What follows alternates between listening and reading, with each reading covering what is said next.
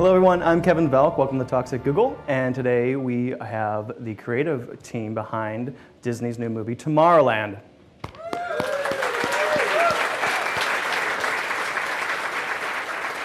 So we'd like to welcome the director of Tomorrowland, Mr. Brad Bird.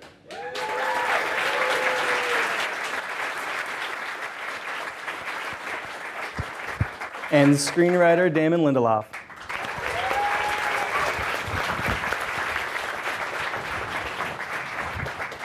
Welcome, guys. Thanks for being here today. Thanks. Thank you for having us. So we know Brad from such films, the writer and director of such films such as Iron Giant, The Incredibles, Ratatouille, Mission Impossible, Ghost Protocol. And Damon Lindelof was co-creator and showrunner of ABC's hit show Lost, and has helped write such films as Star Trek Into Darkness and Prometheus and a whole bunch of stuff. So welcome, guys. So the two of you guys wrote the script with Jeff Jensen.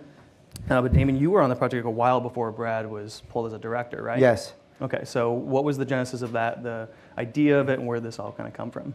I was having lunch with Sean Bailey, who's the president of production at Disney, and we were talking about what is a Disney movie. They hadn't bought Lucasfilm yet, but they had Marvel, and I think that they understood that they can remake their animated movies. They were doing Cinderella, they were doing Maleficent, but what other space was there? And I said, I'll be honest with you, when I first heard years ago that you guys were doing Pirates of the Caribbean as a movie, I kind of turned my nose up at it, but it actually is sort of genius, and that's a way to make an original movie because it's a ride, but there is no story there. You get to actually kind of craft the story. So there's a sandbox. There's a sandbox. My son is 8 years old. When he goes on Pirates of the Caribbean, he thinks that the ride is based on the movie because that's what came first in his perception. So he asked me if there was anything in the park that sparked my interest, and I said, if there was a movie called Tomorrowland, I would go see it.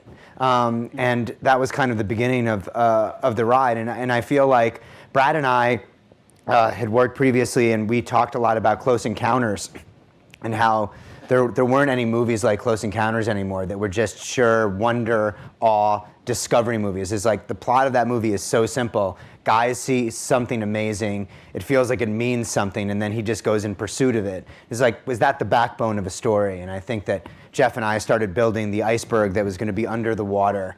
And once we had constructed, how Tomorrowland came to be, I was able to sort of coerce Brad into co-writing it with me. Tiny tip of the iceberg. Yeah, working on the tiny tip of the iceberg. And the code name for it was 1952 up until 2013 when you guys announced they would be called Tomorrowland. And so the significance of 1952, you teased a little bit in January when you revealed the mystery box that you guys, there's a whole story behind that. Yes. And then you went more in depth with the D23 Expo, kind of showing the contents, talking through it. So can you talk about that kind of, Brad, the reveal of that and the teasing of? Well, to me, the interesting thing was that when it was called 1952, there were all these very elaborate theories, which Damon is very used to on Lost, about what it could mean. But the super interesting thing was that when we finally revealed that it was Tomorrowland, everybody went, oh, like they knew what that was. Like, now I know what it is. And you would ask them, okay, what do you think it is? And they were all over the map. But they had a feeling that what the word Tomorrowland means. And, that's why we were intrigued by it, is that word, Tomorrowland, means something to people. And we were trying to kind of capture that feeling in the movie.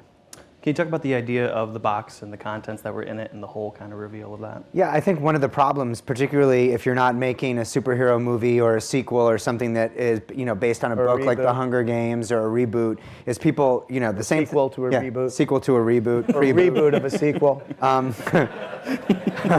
That sounds good.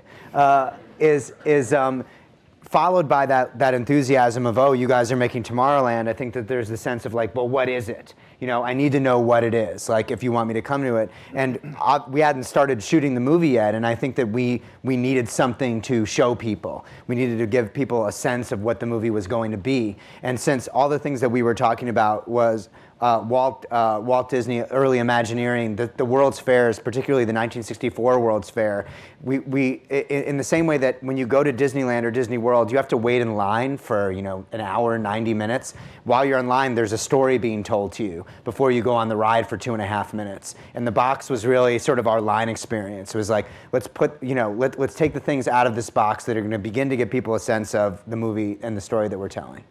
Interesting. So what was the process of weaving in kind of, history and real life elements with a sci-fi film? Because the movie is based on, obviously, a Disney Parks property, but you kind of... But that's not really it. I mean, it's not even a ride, it's a land. So it's a lot more wispy, what it's about. For us, I mean, it's not about the theme park at all. It's about, what does that world mean to you? What does that word mean to you? Tomorrow is an ephemeral word. It's vague, but it's coming, and there's hope. And land is terra firma. It's solid, and the crashing together of those two words is there's something happens, and I think we were more in pursuit of how do we wrap a story around that something that could happen. Interesting. So, and you have a lot of experience, Brett, because you went from doing original work with The Incredibles and Ratatouille, and you've talked a little bit about maybe visiting the world again with Incredibles 2, and that's a sequel. But what was it like, kind of going with original property? You just kind of take the name Tomorrowland, but you're doing a completely original world in live action. How was that transition? Well, that was just really exciting to me. I mean, because I make a point of kind of regularly saying that I think the movie industry dedicates too much bandwidth, a big budget bandwidth, to ideas that are familiar. I think people simplify that into, oh, he doesn't like sequels, and it's obvious that I like sequels. I just did one. I'm about to do another one. Some of my favorite movies are sequels, but a lot of my favorite experiences in movie theaters are films where I don't know what's going to happen. And in Star Wars, at one point, was a really weird, radical idea that very few people got, and George Lucas had to fight every step of the way to get it made.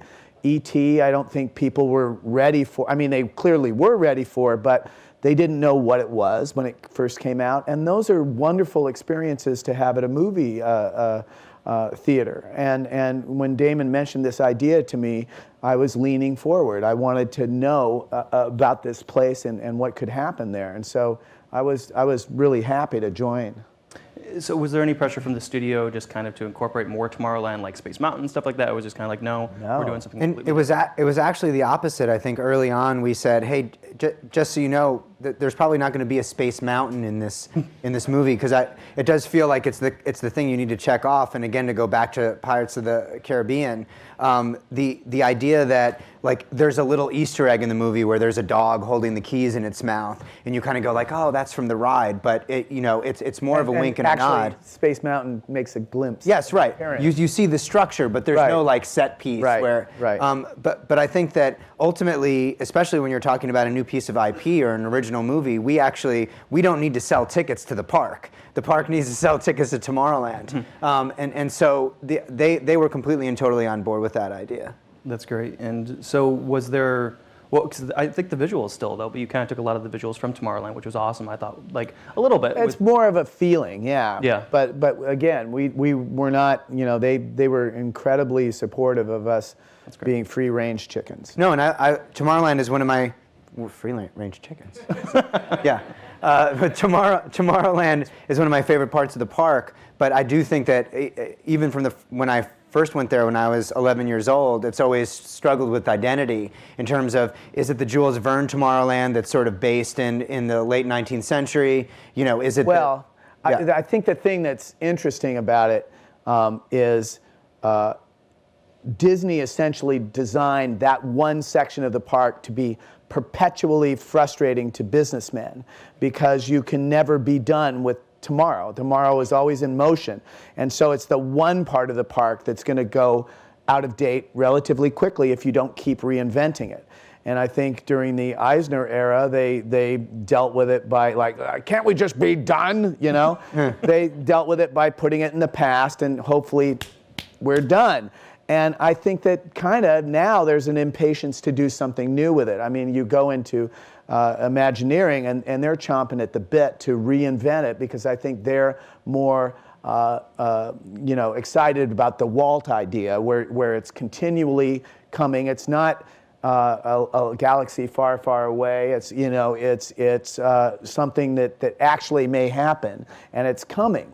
And I think that they're invigorated by that idea. And listen, I would love a Star Wars land as well, but I don't think it's the same thing. I think there's Star Wars land and there's Tomorrowland, and they're separate things, and they do separate things.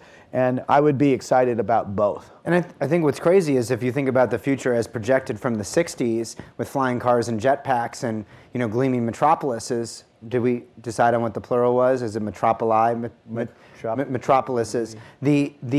That still hasn't manifested itself. So the Jetsons still feels like it's a show about the future in the year 2015, which is kind of nuts. We still don't have our jetpacks. You guys do. Yeah, you guys maybe do. I saw some parked outside. Yeah. Jetpacks. And Brad, you came from the animation world, so you went to Cal Arts, you're a Cal Arts grad, and you had your time with The Simpsons and at Disney. And so kind of what did you learn kind of from animation that you were able to take into live action, or what was difficult, what was easy? Well, what's funny is when I did animation exclusively, everybody kept talking about how it felt like live action. And then you go into live action and they go, well, it feels kind of like animation. And it's like, it's all just film to me. And I am excited about both mediums. And the cynical animation friends I had is that when I did Mission Impossible, they're like, oh, you're never coming back. You're so happy to be seated at the grown-ups table. You're never coming back.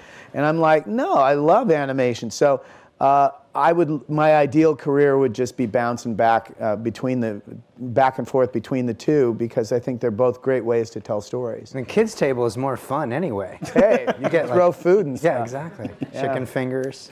Well, I kind of want to talk about, there's a clip out there that's it's a beautiful hand-drawn animated short film that was released, The Origins of Plus Ultra, and it was animated by amazing artists Teddy Newton and Andrew Jimenez and Ryan Woodward, Louis Romano, Dan Jupe, Paul Abadilla. So that was so interesting and it was so cool. Was there ever any interest in putting that in the movie? Oh yeah, no, it was designed initially to be a sort of first step in designing a dark ride that the lead character as a child, the George Clooney character as a child, goes through.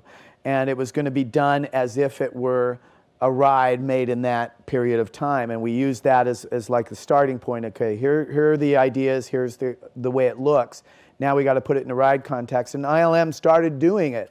But we couldn't get away from the fact that it was our lead character watching something being told to him. And it kind of stopped the story dead, and it's great in and of itself. I mean, as I think it's interesting, but in context of the movie, it stopped the movie. So we decided to just kind of separate it and put it out there separately. But it is kind of good to know. I mean, it's good backstory stuff. Yeah, if you guys haven't seen it, look it up. It's really, really great. And so, and Damon, there's a lot, in this movie is huge and it's complex, and what I love about the movie is you really don't spend a lot of time. And it's fun. It's so, oh my gosh, it's so much. It is such a roller coaster ride. It's complex. Yeah, right. The sci-fi.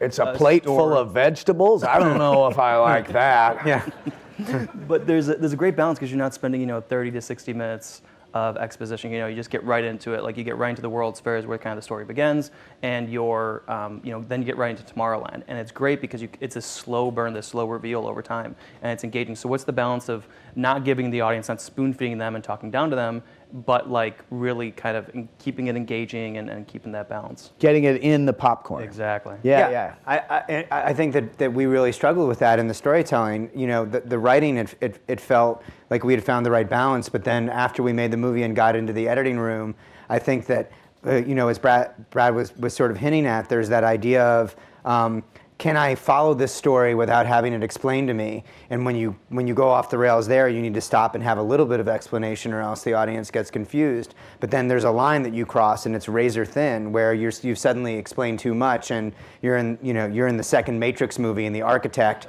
is basically like, Neo, I'm going to break it down for you. I'm going to basically tell you everything that happened in the first Matrix movie, everything that's happening in this movie, and then I'll tell you everything that's going to happen in the third Matrix movie. And then you hear the Jeopardy theme. So, I mean, and I do feel, obviously, we wanted to make a movie that was about something that had that had a strong theme to it and made people think. But ultimately, it's a Disney movie. It's coming out in the summer. You know, we want people to. He's enjoying his popcorn. He's drinking his soda, more popcorn.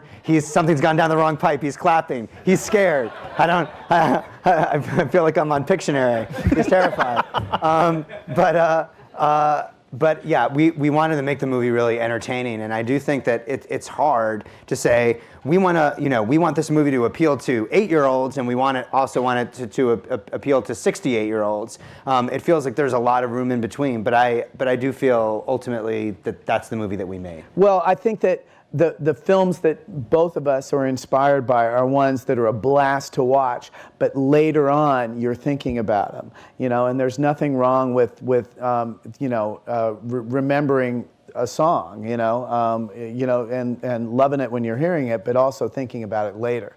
And so that we had attempted to make that, and we would love to, think that we had, but you never know. You just try your best and see what happens. Yeah. Well, Tomorrowland really drives home the theme of innovation and exploration, and it seems to be really inspiring the children of today to just imagine all the ways that they can help create a better tomorrow. I mean, that theme is really, really driven home. So, in today's world where there's so much technology for children, at the click of a button, was that ever intentional, kind of the common theme throughout it, and kind of pushing that all the way through? Or? I mean, I think simply put, there's a very Disney-ish idea at the core of this, which is when you wish upon a star, your dreams come true. But what are you willing to do once you've made the wish? Yeah, you don't lie down and let the dream, happen. There's a line in the film where the George Clooney character is a kid, and he has built a jetpack, and the Athena character, who's our secret weapon, and we're not going to talk about her too much, but check it out. She says to him, "Did you build this yourself?" And he says, "Yes." And she says, "Why?" And he says, "I guess I got tired of waiting around for someone else to build it for me." And that's the key step 2 of the dreaming ideas. It's wonderful to have a dream, but you then have to give the dream action. You can't lay down and hope that it's going to happen. As you guys all know, that's totally what you do every day. So, yeah. And on a slightly more meta level, I think that we were just sitting around saying, I wish there were more original movies, and I wish there was a movie when I went to go see it, I didn't know exactly what was going to happen. Right. When Interstellar, which came out, while we were in post, I just was so excited to see that movie because I didn't know what it was going to be. We could either sit around sort of decrying the fall of Western civilization, or we could try to, guys like Brad have earned. Well, I mean, in the movie world, you have to have a great success, and then you can go and make an original movie. But the offers that you get, it is all sequels and comic books, and those are the movies that are sort of proven. There's much less risk. Now they are. Yeah. Now they are. Right. You have to keep reminding them that these were actually original movies that were scary to people like you at one point. And they go, no, Star Wars has always been a hit. It's like... Is that Admiral Akbar saying? Yeah. It's a trap. It's a trap. It's good. I love that Akbar is a Star Wars apologist. Yeah. There's too many sequels being made these days. It's fully operational. There's no segue into this, but so young Frank. But you touched upon the young Frank Walker, a character played by Thomas Robinson. We're going to do the rest of this interview as Admiral Akbar. That will get the views on YouTube are going to shoot up. Do you hear Bird did a sit down at Google as Akbar for 2 hours, and he wouldn't break character. We couldn't get him off. He did 15 minutes on Mon Calamari. Yeah, unbelievable. So Frank Walker.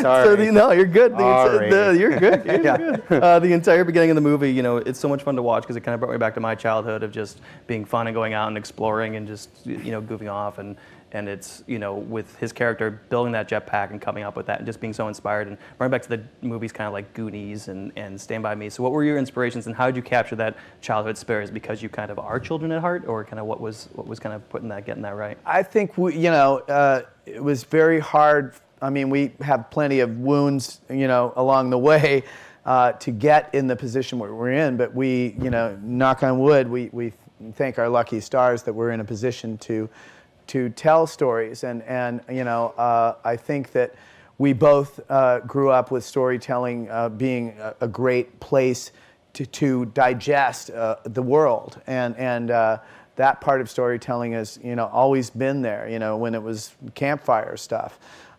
So just a chance to do it is just amazing. And I also think that it was really important to us to start the movie in the 60s because whenever we went out into the world and talked about the movie, there was this sense that in the 1960s, sort of in the heat of the space race, despite the fact that the world was in turmoil, the Cold War was happening, we were in the brink of annihilation, Political assassination. Yeah, it was just a very turbulent time, but still everyone's vision for the future was utopian, and now it feels like there's been a shift into dystopia. And why did that happen? I mean, we had a lot of conversations about what made that go away, because it's kind of like, how they deal with a lobster where they put it in cold water and gradually turn up the volume and it doesn't know that it's being cooked to death. It's like, when did this happen?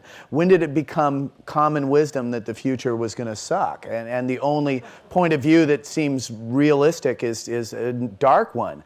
What changed? The world's, bad. It has a lot of bad stuff going on, but it's no worse than it was back then, and so we were kind of just talking about how can we explore that in a sort of fable-like way, and be a popcorn crunching good time. Right, yeah, yes. And I mean, just touching upon this too, your casting choices are incredible. I mean, with Raffi Cassidy and Britt Robertson, as Athena and Casey Newton. And I want to talk a little bit about their character names, not go too deep into it, but especially with Newton, it seems like an obvious tribute to Sir Isaac Newton. Yeah, sure, just... Or Teddy. Yeah, More, yeah. exactly. But or the fig. Yeah, the fig, yes. Big fan.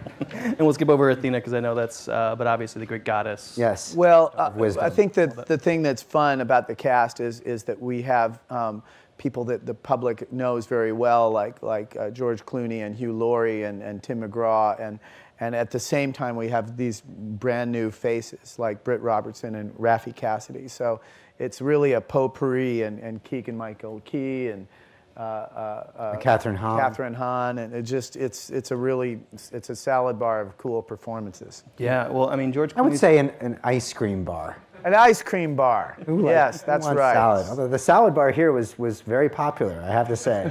Much more trafficked than the dessert bar. So, George Clooney's character, the interesting thing about Walker is when you first introduce him, he's pretty grumpy. And he's a little curmudgeon-y and stuff. And what was interesting was that throughout the movie, you just started to like him more and more and more. So kind of what was that balance? Was it a risk, or was there any kind of pushback of kind of introducing him like, you're not going to like him kind of at first? He gets grumpy, but he gets better and better and better. And all of a sudden you find out why he is that way.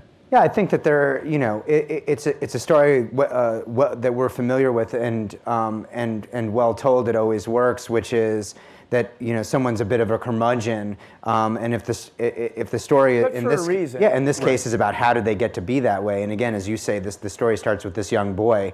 He grows up to be that way, and you kind of wonder what happened, and then he becomes sort of a functioning metaphor for this idea that Brad was just talking about between how we feel about the future. So this young kid is super idealistic. I do think that the older we get, the more pragmatic we become, the harder it is for us to say everything's going to work out fine, because we start to understand life for what it is. And so the movie is really about kind of returning George back to that sort of childhood sense of wonder that we demonstrated at the beginning of the movie. Great. And he's an optimistic guy. I mean, I think he plays a great grump, but he's definitely a guy who does not accept the status quo. No, in fact, in Czechoslovakia, it's called Great Grump. The movie, yeah. I didn't know that. Yeah. There we go. Roughly translated. Yeah. And I want to talk a little about the visuals of the film. The first establishing shot of Tomorrowland, we've seen this a lot in the teasers and the trailers, and it's on the posters and stuff. You know, with Newton in the field looking on to the city, it really reminded me of The Wizard of Oz when Dorothy and the gang are kind of looking onto the city. So did that have a lot of inspiration? What films kind of inspired this? Well, that moment where the character touches the pin and finds herself in the wheat field was part of the film when Damon pitched me the idea. And that idea that this better world was that close, that it was essentially just on the other side of an invisible veil, was really attractive to me. I mean, without getting pretentious on it, it's also on a metaphoric level, is that better future is closer than we think. And it's not an impossible place to get to. It's going to take work, and it's going to take some sacrifice, as it does in the film in its own fairy tale way, but it is that close. It can happen. It's tangible. And you know, in the 60s, which we are talking about, you know, President Kennedy said we're going to be on the moon by the end of this decade, and it happened. You know, so you know, we're just kind of trying to. I mean, you should talk about it. I was just going to, I think that a big part of it is ultimately we're trying, I was just talking with a gentleman in the back before we went on about you know, what is the emotional idea behind it? Because it's hard to describe a feeling, and that idea of Tomorrowland really represents a feeling that we have, and how do you visualize that feeling? And I think that the idea of you kind of need somebody to show you what you're working toward as a motivator, and it's like, we want you to know that this place exists. This is why we built it. It's an inspiration. It's going to be very hard to get there, but if you put your mind to it, you can, and it exists. And I think that that's one of the reasons that that pop culture is so obsessed with dystopia, is it's easier to build because all you have to do is knock down what we've got. You know, it's easy to knock down cities that are pre-existing, or put, you know, as much as I love Blade Runner, it was an inspirational movie. It's grafted onto an existing complex. For us, it's much harder to build the future, and it was immensely challenging for Brad and his entire team to basically say, like, okay, we know what it looks like from this far away, but she's going to actually have to go into that city, and what does it look like from the ground up? Yeah, but on another level, on a more abstract level, you know, I go through that same thing with ideas all the time. You know, when ideas are brand new, they are fragile things, and you're just going, I don't know what this is exactly, but here, you know, maybe it's this. And you can knock it down like that, and most people do. So it's easier to knock down an idea than it is to protect it and nurture it and help it get strong. You know, there is that tendency, you know, negativity is like a weed that is really hardy, and doubt is. And, you know, we're in show business where it's like doubt is always the character, you know, in the room, and it's the alpha in the room, and you kind of have to win every time. You know, I mean, you can literally go through every line of Casablanca and do it as if it's a bad line, you know, of all the gin joints in the world, you know, you know, you can make any idea sound bad, and it's easy to do. And you know, the internet, as powerful as it is as a way to learn and everything, it's also a way to snark from the shadows and kill positive things in their cradle. So it's like, I think that the film supports the idea of nurturing, you know, new ideas, and taking the hits you need to take to make something positive happen. Yeah. Well, this is a great transition to Dana, who was with our Talks at Google program as well, and she's going to come up here and take us through something special that Google helped create with the Disney marketing team. Yes, so we're very excited because Disney and Google partnered to create Take Me to Tomorrowland, which is a 360-degree interactive experience. So you can visit it by going to takemetotomorrowland.com, or you can use Google Voice Search technology and say, okay, Google, take me to Tomorrowland. So we have a very quick demo here. If you guys want to, you know, give us any tidbits and commentary, you're more than welcome to. This will give you a good visual of the world that they created and stuff, and this is all done by, you know, the Disney kind of marketing side of it, but they kind of took a lot of inspiration and aspects from the film that these guys created. And Yeah, great.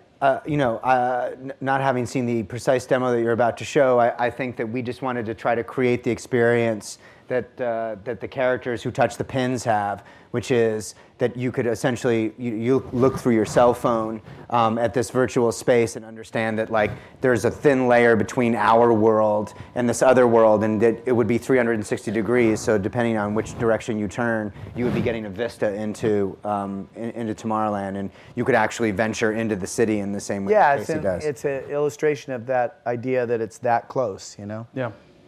Yeah, go ahead. Hello. We've been looking for someone like you for a very long time. You represent the very best and most imaginative the world has to offer. And that is why you have been selected to visit Tomorrowland, a secret place where nothing is impossible. A place where your dreams for the future become reality. If you're ready to change the world, and it looks like you are, then all you need to do is turn around. So that was Athena. Right, that's Athena's voice, and then obviously this display is, you actually, I showed this to some writers on the show that I work on, and they all started spinning around in their chairs. And you have to see the city that's behind you, and then you go in, and there's a variety of great content. This is a little short on the 1964 World's Fair, where Walt was a pervasive presence. He had audio animatronics there, Mr. Lincoln, Carousel Progress. Yeah, 4 attractions that were all kind of futuristic in themselves. And then this is our view of Tomorrowland, a lot of which is in the real world, was shot in the city of Arts and Sciences in Valencia, Spain, designed by a kind of genius architect named Calatrava.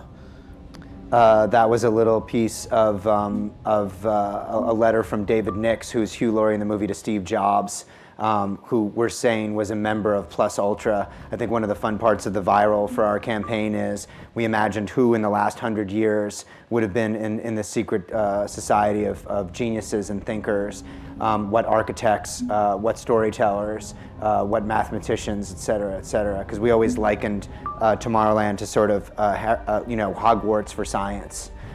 This secret world that was created by the best and brightest. Right, but it's not. It's scientists and artists, and I think Hedy Lamarr is in Plus Ultra. Yeah. That's pretty cool. And these are just a number of different bus stops. So there's a lot of fun stuff to explore and kick around. There's a sequence in the movie that relates Where to... Hamana. Yeah, where, okay, I'm not going to give it away, but I will... Joseph Ralph Cramden over here. We'll just say that there have been Takes place in Paris. There are many World's Fairs. Yes. One in 1889 that was of particular interest to us. And was that a lot of fun to kind of connect the history with the movie and kind of... Well, I think that one of the things that was interesting is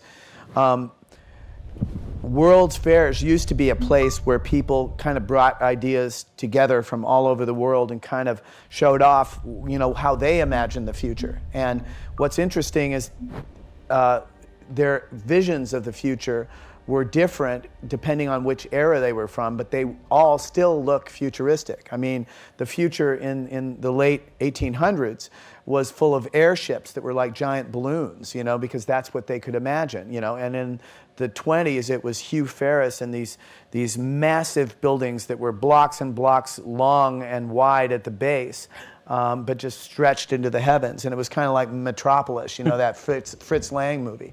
And so the visions of the future were always changing, but they all still look futuristic. So we were kind of saying, what if a skyline was built up of, futuristic detail from a lot of, and we only get to touch on it in the movie. It's really kind of a road movie, but anyway. Yeah. Thank you for all that. That was amazing little director, screenwriter, commentary. So Dana has some actually questions that we've collected from Googlers, and she's going to go into those, and then we're going to go into live audience questions. So if you guys want to start lining up at the mic. Great. So take it, Dana. So these are some questions we've collected, and you guys have briefly mentioned this, but what's one technology from Tomorrowland that you wish we could have today? Well, the easy answer is jetpacks. Jetpacks. Yeah, absolutely. We're still waiting. Yeah. But you have any No, others? I do think that ultimately technology is great in terms of bettering the human condition, but I also think, as one of our characters expresses in the movie, that it should be fun. Yeah. And I think that the things that I gravitate to technology-wise are fun, and we tried to populate the movie with stuff that may on the surface be a bit impractical, but had great user interface. But I think that, that's... Thank you, sir. That's, yeah, one guy. Like, Yeah.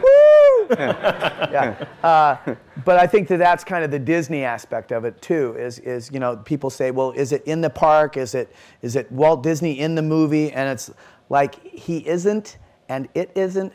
But it's kind of all over the film if it's about a state of mind. And Disney viewed the future as exciting and fun and full of wonder. It's not something that is crushing or anything like that.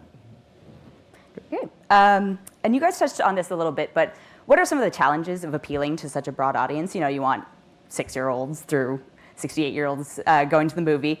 And Damon, especially some of your work has maybe geared towards a slightly older audience. Was there any fun methods of dealing with that? Or I think the challenge of it is that if you start aiming at any group that you're not a member of, you're in trouble. If you start saying they'll love it, you're dead. And I think that if you think about it logically, as we were talking about right before this, the idea of your job, your assignment, sir, is to make something that will appeal to all ages and all both sexes and everything in between, and all parts of the world, all faiths, all non-faiths, 4 years from now, 3 years from now. That's your goal. It's like, it's an impossible job. No one in their right mind would ever do it. But if you make the job, what do I want to see at the movies? Then the job becomes doable and simple. So I think that, speaking for myself, I just try to make a movie that I would want to see, and then hopefully other people share that. And, simply put, I think that I spend a lot of my time in dark territory. I'm really drawn to those stories as a consumer and as a storyteller. And as much as we decry the dystopian movies that Tomorrowland is sort of against, I love those movies. Yeah, a lot of those movies are great. But I wanted to make them, but I really wanted to engage in something where I felt good, and it was lighter and brighter without being corny. And I think that the idea of saying, well, I really think that people want to go see the movies, go to the movies, especially in the summer, and walk out of it with a smile on their face and not scratching their heads. And that doesn't mean that it needs to be dumb, and that doesn't mean that it can't be a dark journey along the way. But I do think that the journey towards optimism it was something that we were aspiring to. And as stupid as it is to say this, it is true that brings every age group, every gender, every ethnicity under the sun. Who doesn't want to see that? Yeah, we don't know, but everybody loves dystopia, but they don't want to live in one. Yeah, and for me, you were talking about appealing to different aspects.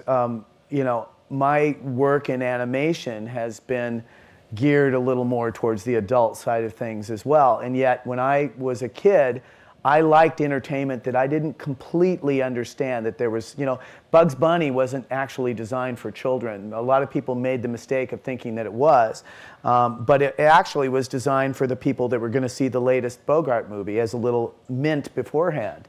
And so the jokes are absolutely adult jokes, and that doesn't mean that a kid won't have a good time at it, but it means that when you get older, the films also grow old with you, and they go, hey, I got one for you that you didn't get when you were a kid.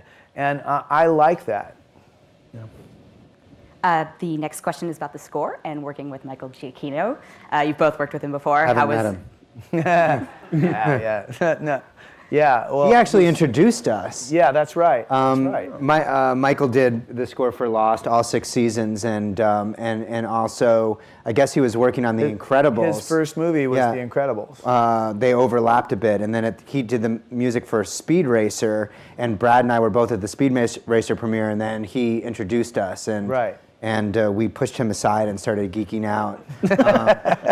But it's actually been a dream come true, because Michael doesn't just write the music; he's a real creative collaborator. He's a storyteller, and that's why I think that's why we enjoy his music. He has all the compositional chops, but he's not just making music. He's telling a story with us. And he writes incredibly emotional music. I think that the idea of like he really makes you feel something. When you close your eyes and you think about Up, you can literally hear that theme in your heart. Yeah. No, it's almost an eerie tone too. It's really, really cool Yeah. what they've done with when they enter the city. We have one more question before we turn it over to our live audience, and that is, in cinematic history, what film do you wish you could have directed or written Oh my God. that you haven't already? Is this a 24-hour network? Can be. Damon? There's too many for Yeah, me. it feels like it's a trick question. I mean, because those movies wouldn't be as good had I written or directed them. They'd be different. They wouldn't be. That's not putting myself down. It's just saying, like, Jaws is probably as much as I love Star Wars and Raiders of the Lost Ark. Those are the two movies that I saw billions and billions of times. I think the first time that I saw Jaws, I was just in wonder. I was really aware of the filmmaking in a way, the decisions that were being made directorially, and I just think that essentially it's just a movie about a shark that needs to be stopped. But the complexities, every single scene in that movie, the choices that are being made. There's a scene that JJ's talked about between Roy Scheider and his son where they're just sort of miming each other, and it's like that scene is all emotion about how these characters are feeling emotionally, and I just think that they're, that's a directorial decision. It happens on the page. It happens organically, and I think this idea of just try not to overthink things and Go from the gut. Go from the gut. Yeah, and I mean, he says those films, and it's just like each time I'm like, because they're great films and they stick with you. There's in Raiders, is there a better ending to a film than that guy wheeling the thing into the warehouse that's endless? I mean, that's just, and it's like, that's what makes you want to get, you see a crappy movie and you just go, oh, movies are over. They're just like, I came too late. The art form's played out. And I've gotten in the habit of like, I've got a mild creative poisoning somehow and I need to fix it. And I put on any great movie and watch 10 minutes of it and man, I'm ready again. I watched the opening of Once Upon a Time in the West and it just makes you go, Westerns rock! And I can't wait to do a Western, So anyway. Yeah, no, piggybacking off that a little bit, because Patton Oswalt recently did a little rant about if there was a movie that has not had a sequel, and he's like, what would you like to see made? And he wanted to see the Unbreakable sequels. So is there a movie from the past? And then he pitched the entire trilogy. And he pitched the entire thing, and I was going to make it with M. Night Shyamalan. But, I have weird things, like, I want to see Ambersons, Wells' cut of Ambersons. I want to see, I would love it if I could just put Sean Connery, take him out of Diamonds Are Forever and put him in, on Her Majesty's Secret Service. Have that be your last Bond film. You know what I mean? So it's a lot of that kind of super geek stuff. I kind of feel that movies that don't have sequels shouldn't have sequels. They had a sequel to Casablanca back then. Did you know that? I did not know that. Called Brazzaville. Yeah. Wow. Yeah. I'm not kidding. No, but and this isn't to take anything away from Back to the Future 2 or Back to the Future 3, but I think that Doc Brown at the end saying, there's something wrong with your kids, Marty, and then the answer, and then it's like, what's wrong with his kids is that they're assholes, like that's the big payoff. It's like, no, it wasn't meant to be taken literally. There wasn't supposed to be a Back to the Future 2, and so this every once in a while you hear like, oh, I hear they're talking about an E.T. 2, and it's like, why do you need that to happen? I mean, like, do I need? Thank God Spielberg has made sure that hasn't happened. Yeah, no, it's great, and it's he's just protecting that one. So if a movie was great, then and there isn't a sequel by now, there probably shouldn't be. Yeah. Great. So I think we're going to turn it over to Live audience questions. So given your different backgrounds, expertise, what was your process for providing input to the visual designers for the film, which is very important in this film? And Brad, thank you very much for the photo with my daughter. That was incredibly cool yesterday. Oh, thank you. Well, it was tough because, as we just said, the tip of the iceberg is all we could show in this movie, and there just wasn't enough time. At the beginning of a film, it's wide open and you feel like you can go forever on it. but the story only allowed X amount of time in Tomorrowland because the story is not about the city, it's about the journey. And so as fun as the city was to create, there are all these things that I would love to do that we just didn't have enough screen time for. So, and for me, speaking outside of a visual medium, and I'm kind of saying the same thing that Brad just was, is that the city, it's really about what the city represents. It's about capturing that feeling. Because if you think about Oz, for example, the Emerald City, and I were to you don't actually see very much I were to of say it. to you, like, just tell me anything about the Emerald City, like an adjective other than that it's green, and you're hard pressed to do so because it's really about it's a destination. It's where the wizard is. It's the place that you're trying to get to. And yet, in your mind, it's this amazing place, and you swear you've seen it in detail. But that's more about the spell they weave than it is about the actuality. You know, people talk about Bambi, you know, and they go, man, every leaf in that forest is perfect. Actually, if you see the film, it's not. It's almost abstract. They have very little detail, and they only have little points of detail, which is the genius of the art direction of it. And I think it's the difference between the director's cut of Close Encounters and the theatrical release, which is you don't need to go inside the ship. You know, although he did a cut afterwards where you Right. don't go in the ship. Right. Because he realized that was not a good idea. That's what I think we're saying the same thing. But what I'm saying is there's the director's cut after the director's cut. I understand. Yes. I see you're geeking, I raise it. I fold. Wow. All right, break it up, you two. Next. If you were put in charge of Disneyland, what would you change? Tomorrowland. Yeah. I would. And I've talked to the Disney guys about it. I mean, they, it's like a country. They change administrations. And I think there's enthusiasm in this administration for taking on the challenge of Tomorrowland. I think the previous administration was frustrated by Walt basically creating a part of the park that had to be continually reinvented. He designed it to be continually going out of date and needing refreshing more than any other land in the park, because he was excited about that idea. But the usual businessman is frustrated by that idea because it means that you've constantly got to work on it. And it's like, can't we just be done? And that, the version of Tomorrowland that has been there for a while is kind of trying to end the reinvention of it. Like, we'll put it in the past, it'll be Jules Verne-esque, and then we'll be done. And I think the current group of Imagineers are very excited about the possibility of reinvigorating it and making it again a place that's an idea that's about to come, which is really exciting about Tomorrowland in Walt Disney's conception, and I think is the key to making it work. Ditto. Thank you. And Brad, which of your previous works should have a sequel, and why is it Batteries Not Included? Wow. I'm currently... I think they did make a sequel to Batteries Not Included, didn't they? No. They were included. Direct to video? No? No. That doesn't count. No.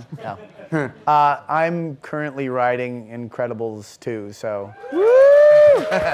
So I'm not averse to a sequel or two, but... Tell us more. No, I'm not going to say the damn thing. Yeah. So I saw the movie yesterday, and I thought it really captured that sort of desire to create the future that so many of us at Google ended up here. So, and it was great to have a reminder of that, so thanks for that. Cool. Oh, thank you. Thank you. So, this is about the movie. So, Governor Nixon, the movie, sort of seemed to be the last person in Tomorrowland, and I'm curious, did he just stack rank everybody else out? We don't want to spoil anything in the movie, but I do think that the idea that this was a place that was built to be highly inclusive or open source, it was definitely in the design. You know, He's speaking Google. these are the things. but there is this, my again, I have an 8-year-old son, and when we have kids come over from other families and they have younger siblings, he's like, the younger siblings are not allowed in my room because they are going to break things, and they are going to touch things, and they are going to drool on them. And I think that, I think that Hugh Laurie's character embodies many of these same ideas, and he's not wrong. That's, that's the idea of, like, if you build something like this, you can't be afraid that people are going to come in and mess it up. And when you become afraid that people are going to come in and mess it up, you close the doors, you build large walls. And I think both sides are right, but it also... You'll have to see the movie. But you have to see the movie. Yeah. Thank you, Brad. I should see the movie. Yeah, you should. It'd help. It would. It's about time. So should I? I haven't seen it yet, but I'm interested in, as writer and director, how you strike the balance between a concept which invites a lot of visuals, just really rich, incredible visuals, and the intimacy that in a story, like how you keep people connected personally when there's a lot of going on. Let me just say one thing real quick, which is we made a conscious effort in this movie. I think a lot of movies have a cast, a very large cast, and they need to build and build and build so that in the final set piece of the movie, you've got, 800 people fighting 800 other people. We made a really... Another 7,000 that are CG generated. We made a conscious effort to really scale things down, and that isn't to say that we didn't want an exciting final act set piece, but we said in 2 hours we really only have the real estate to get you to care about 3 or 4 people, and that way you're able to put a lot more attention on the set piece and the visuals itself. Right, but I think that also the quick answer to the visual question is that all of this stuff needs to be in service of the story and the emotions of the story. And so you don't just view the city as a city, you view it as a character that also has an arc. And hopefully, each character has an arc, but the city itself has an arc.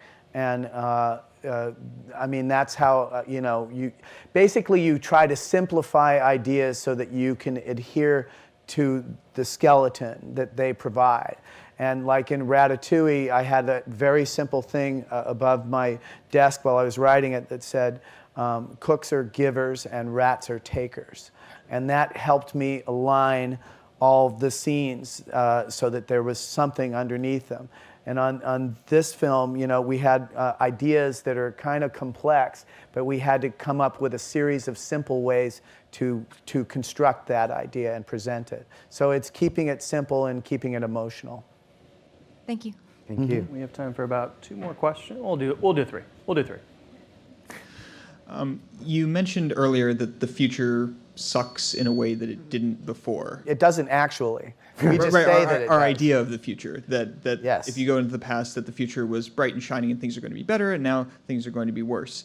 And this seems to be sort of a general theme in our stories, that something happened, we got all cynical. This happened before I was born even. But Yeah, doesn't that stink, man? It really does. Let's change that. Yeah. I do build things. My question is, it's a lot broader than the movie, but why do you feel that happened? I know it's sort of a really broad question. There's probably no one simple answer, but why do you think that happened? Why did we drop our eyes from the horizon like that? But I think that it's... You can see how I did that. I think that there was a philosophical shift away from I make the future happen, which existed then, and now it's the future is something that happens to me. Yeah. It's very easy to be discouraged, and if everywhere you click, it's basically telling you we've crossed the point of no return in terms of climate change. It's very hard to motivate and say I'm going to reverse this process, because that is impossible. And I think that generationally, I was born in 1973, just as the troops were leaving Vietnam. I think that the idea of there was a war, a great war that happened in the middle of the past century, there was a huge victory, for humankind, not just Americans, but just sort of this idea of we came to the brink and we won. And I think that sort of things have gotten a lot muddier since then. The clear delineation between good and evil has gotten a lot muddier, and it's just much harder to get motivated. It's much harder to be idealistic without being shouted down. But mostly, it's the comment section. It's the goddamn comment section. Just look below me right now if this is on YouTube. Look down, and you will know what happened to our future.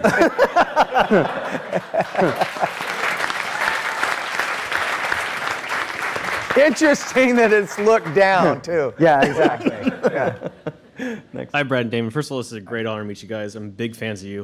And on the piggyback what you said, being a veteran coming back, I feel after World War II, you're right. Everyone felt that war and was like entrenched in it. But coming back, I felt like everyone else didn't feel the same thing I felt. So it's interesting. It's like this intangible thing I can't explain. But going to my question, you had mentioned Bugs Bunny and like adults accessing the animator's medium.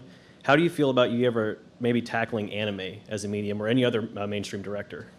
Well, I mean, to me, a lot of anime is just really great staging and more adult themes, but it's still using the graphic power of the medium.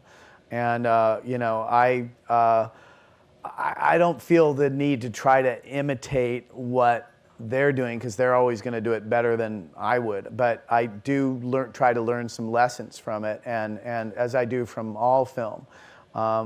And I just think that people make the mistake of calling animation a genre, and it isn't. It's a medium that can do any genre, and I think that I would love to see more different kinds of animated films being made. I mean, when Pixar kind of made it okay to do animation with computers, and also tell stories that are more different than there was a tendency to do everything as a musical back then.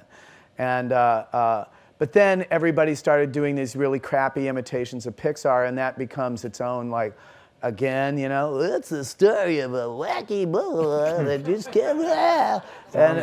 Sounds good. Yeah. And there's always some little thing of them dancing at the end in the ads, and it's just like, Anyway, it's a wide open medium that can do a lot of things. I think Miyazaki has shown that. And I would love to see people trying more different things with animation, So I want to do other animated films. I have ideas that I want to do. I have one that's a science fiction-y animation thing that I want to do that kind of verges on what you're talking about. Then you have the dancing one. No. That Birds Dance Party. Yeah, that's right. Yeah. Yeah. But anyway, my ideal career would be able to just back and forth between the two. Thank you both. Mm-hmm. Thank you. Last question. Hi. I just saw the trailer, and I felt it was really exciting and different, and I was just curious how it got there. The trailer for? The trailer for Tomorrowland. Oh, what was the question? I'm sorry. I had just seen the trailer, the one that was before Avengers. It was long, and it was a single scene, and it felt very different from all the other trailers I had seen recently. Yes. I was just wondering how that happened. Well, I think that the goal, both Damon and I don't like to have surprises blown, but you have to show something, and you wanted to lay a little track for it. So yeah, I think that the first phase of storytelling was that we wanted to sell wonder, and the first trailer was really just as simple as this young woman touching a pin and seeing this place, and George Clooney saying, "Do you want to go?" with no sense of what the story was. But we eventually evolved to a point where people, we wanted to tell them a little bit more about the story. Most importantly, that if you want to get to this place, there's going to be an obstacle, there's going to be an impediment, because a place like this is going to have people who don't want you to come in.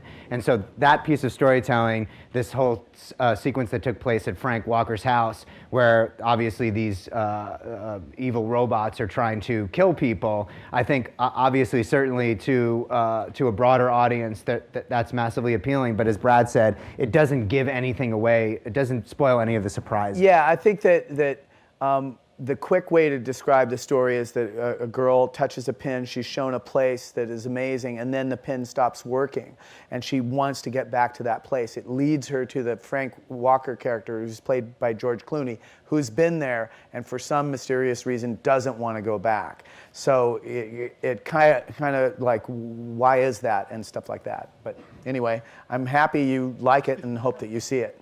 Yeah, I plan to. So. All right. Excellent, thank you. All right, so let's thank Brad and Damon for being here today. Thank you, guys.